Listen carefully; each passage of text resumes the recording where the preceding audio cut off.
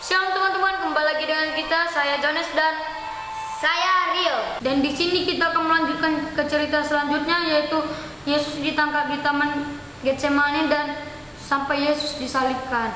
Oke, mari kita lanjut ceritanya. Di taman, Yesus ditangkap. Cerita ini dapat kalian baca di Alkitab dari Matius 26 ayat 31 sampai 75 dan Yohanes 18 ayat 1 sampai 8. Mohon dibaca ya di Alkitab. Dan di sini mari kita baca. Setelah makan bersama, Yesus memberitahu murid-muridnya, "Malam ini kalian semua akan meninggalkan aku." Petrus menjawab dengan berani, "Aku tidak, aku takkan pernah meninggalkanmu, Yesus." Enggak, ceritanya mari kita tutup. Dan di sini Yesus membawa murid-muridnya ke Taman Getsemani. Yesus berkata, "Kalian akan meninggalkanku." Dan Petrus berkata, "Tidak, saya tidak akan meninggalkanmu, Yesus." Dan di sini sama seperti tadi. Oke, di sini ada permata. Kita menemukan permata. Ada menemukan permata Alkitab. Daud memainkan kecapi untuk Raja Saul. Ceritanya dapat kalian baca di 2 Samuel 7 ayat 8 sampai 9. Kalau yang sudah baca tulis di kolom komentar. Oke, mari kita lanjut ceritanya. Yesus menghela napas. "Sebelum ayam berkokok menyambut fajar, engkau akan berkata 3 kali bahwa engkau tidak kenal aku." "Lebih baik aku mati daripada berbuat itu," jawab Petrus. Dan singkat ceritanya mari kita tutup. Dan di sini kita coba menekan Tuhan Yesus. Dan di sini Yesus berbicara bahwa Petrus nanti akan mengatakan 3 kali tidak, aku tidak kenal dia. Oke, di sini ada pertanyaan. Apakah Petrus percaya bahwa ia akan meninggalkan Yesus? Jawabannya tulis di kolom komentar, ya atau tidak. Oke. Ketika mereka tiba di Taman Getsemani, Yesus meminta para murid berdoa bersamanya. Tapi mereka sangat lelah. Mereka tertidur. Yesus berdoa sendirian kepada Bapa. Singkat ceritanya mari ditutup. Dan di sini 2 orang sudah tertidur dan 3 orang masih bangun. Coba kita tekan. Yesus mengajaknya berdoa dan mereka tertidur. Di sini ada burung hantu. Coba kita tekan. Matanya bolang. Di sini ada kelinci tidur juga ternyata. Dan di sini Yesus berdoa sendirian kepada Bapa. Oke, kita lanjut ceritanya.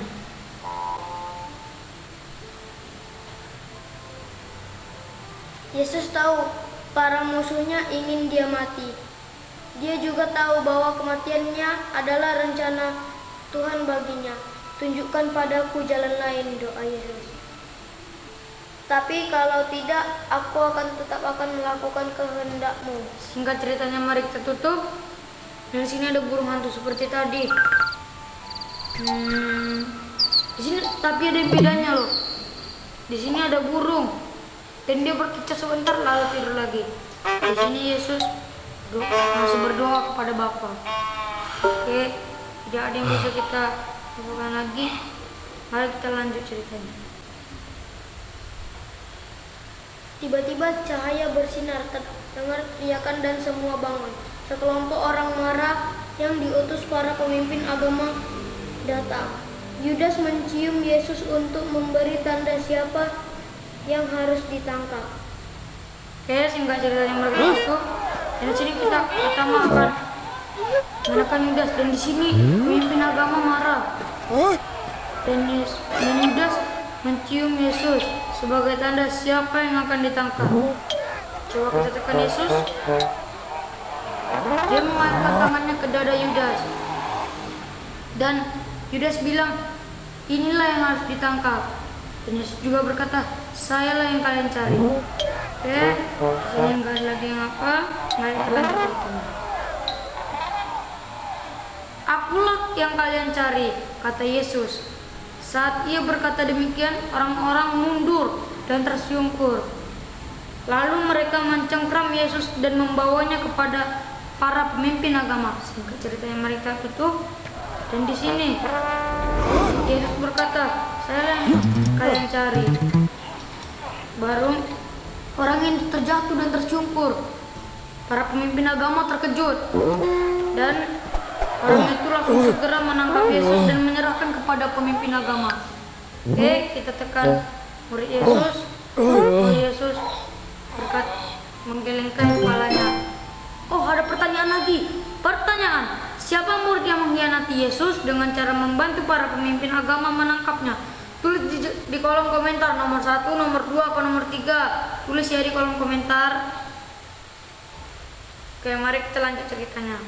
Sebagian besar murid Yesus lari, tapi Petrus membuntuti. Ia menunggu di halaman untuk melihat apa yang akan terjadi. Seorang bertanya, "Kau pengikut Yesus kan?" Karena takut, Petrus menjawab, "Bukan." Singkat ceritanya mari kita tutup.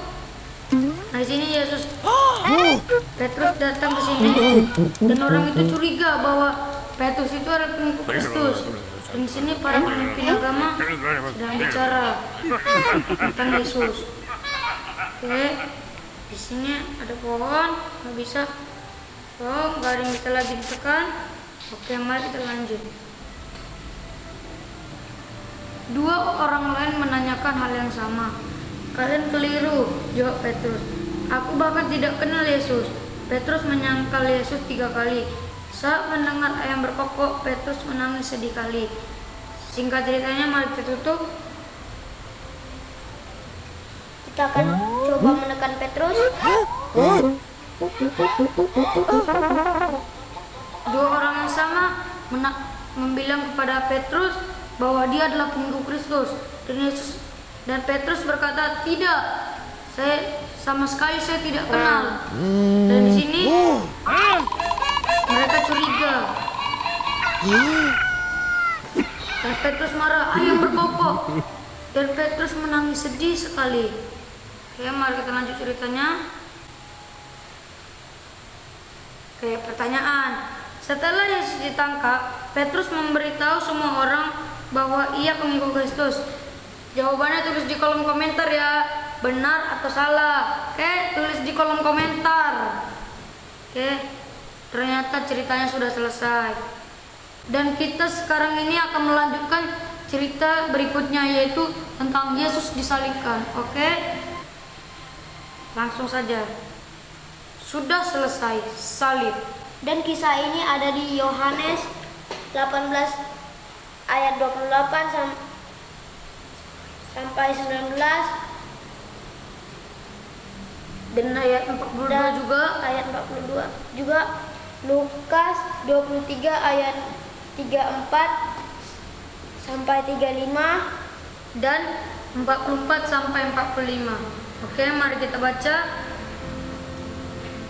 Para pemimpin agama memberitahu gubernur Pilatus bahwa Yesus berbahaya dan ingin menjadi raja. Pilatus bertanya kepada Yesus, "Benarkah itu?" Jawab Yesus, "Aku raja, tapi bukan atas dunia ini." Oke, singkat ceritanya mari kita tutup. Dan di sini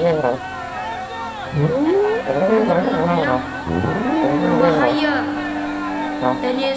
Dan bertanya kepada Yesus, "Benarkah itu?" Jawab Yesus, "Aku raja, tapi bukan atas dunia ini." Kita pencet orang Farisi. Dan dia membisikkan ke gubernur yang aneh-aneh. Oke, tak lagi melakukan, mari kita lanjut ceritanya.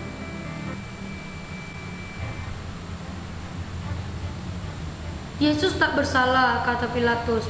Tak ada alasan untuk membunuhnya. Aku akan membebaskannya. Namun orang banyak berteriak, "Bunuh dia!" Singkat ceritanya mereka tutup. Dan di sini Gubernur Pilatus bilang bahwa dia tidak bersalah dan akan melepaskannya. Orang-orang banyak bilang, "Bunuh dia!" Dan para pemimpin agama membisikkan yang aneh-aneh lagi kepada gubernur. Oke, tak lagi mentekan, mari kita lanjut ceritanya. Maka Pilatus menyuruh para prajuritnya mencabuki Yesus. Mereka memaksanya memakai mahkota duri. Lalu mereka menyuruh Yesus memikul kayu salib dan membawanya naik ke atas bukit. Singkat ceritanya mari tutup. Dan di sini Gubernur Pilatus menyuruh mereka mencabuki Yesus dan memaksanya memakai mahkota duri dan mengangkat kayu salib ke atas bukit. Dan Yesus tidak sanggup mengangkatnya sendiri. Di sini ada pertanyaan, siapa yang ingin membebaskan Yesus? Jawabannya tulis kolom komentar nomor 1, nomor 2, apa nomor 3 ya. Tulis di kolom komentar. Oke, jangan mendapatkan lagi. Mari kita lanjut. Di atas bukit itu, prajurit-prajurit Romawi memaku tangan dan kaki Yesus disalib. Lalu mereka menenggakkan salib itu. Yesus tergantung di sana, di antara dua orang penjahat. Singkat ceritanya mari ditutup. Dan di sini kita akan menemukan Yesus.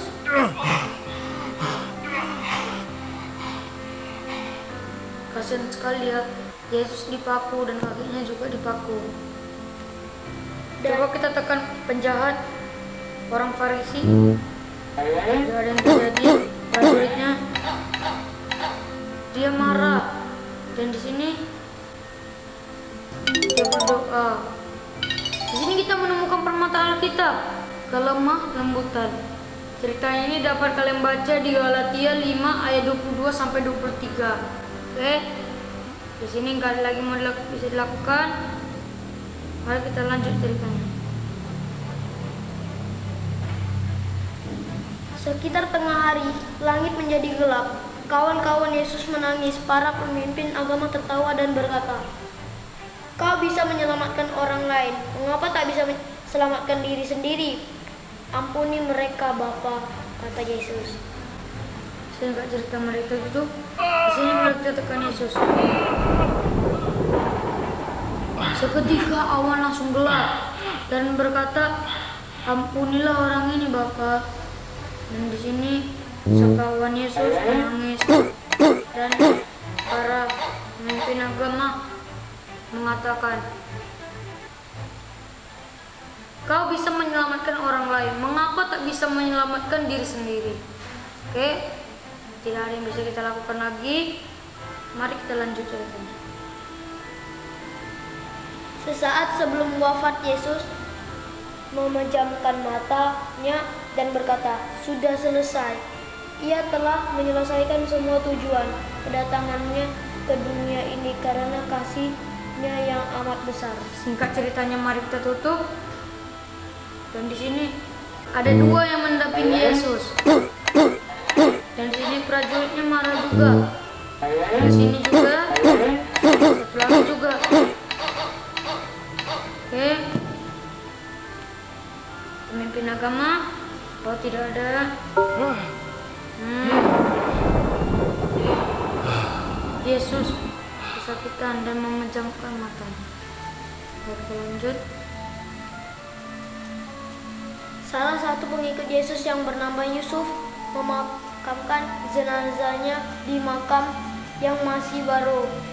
Ia menggulingkan batu besar untuk menutup makam itu. Berakhirlah hari Jumat yang panjang dan menyedihkan itu. Singkat ceritanya mari kita tutup. Dan di sini Yusuf, salah satu pengikut Kristus, ia menguburkan jenazahnya di salah satu lubang dan mendorong batu sebagai penutupnya. Dan di sini ada orang juga. Di sini kita menemukan permata. Anda menemukan permata Alkitab sukacita. Cerita ini dapat kalian ambil dari Galatia 5 ayat 22 sampai 23. Di sini ada pertanyaan juga. Apakah Yesus mati di kayu salib karena kasih-Nya yang besar bagi kita? Jawabannya tulis di kolom komentar ya. Oke, mari bisa lakukan lagi. Mari kita lanjut. Pertanyaan, Yesus dikubur di sebuah makam. Jawabannya benar apa salah? Tulis di kolom komentar ya. Oke, ceritanya sudah selesai. Terima kasih semuanya yang sudah nonton video kita. Sampai jumpa di video selanjutnya. Dadah!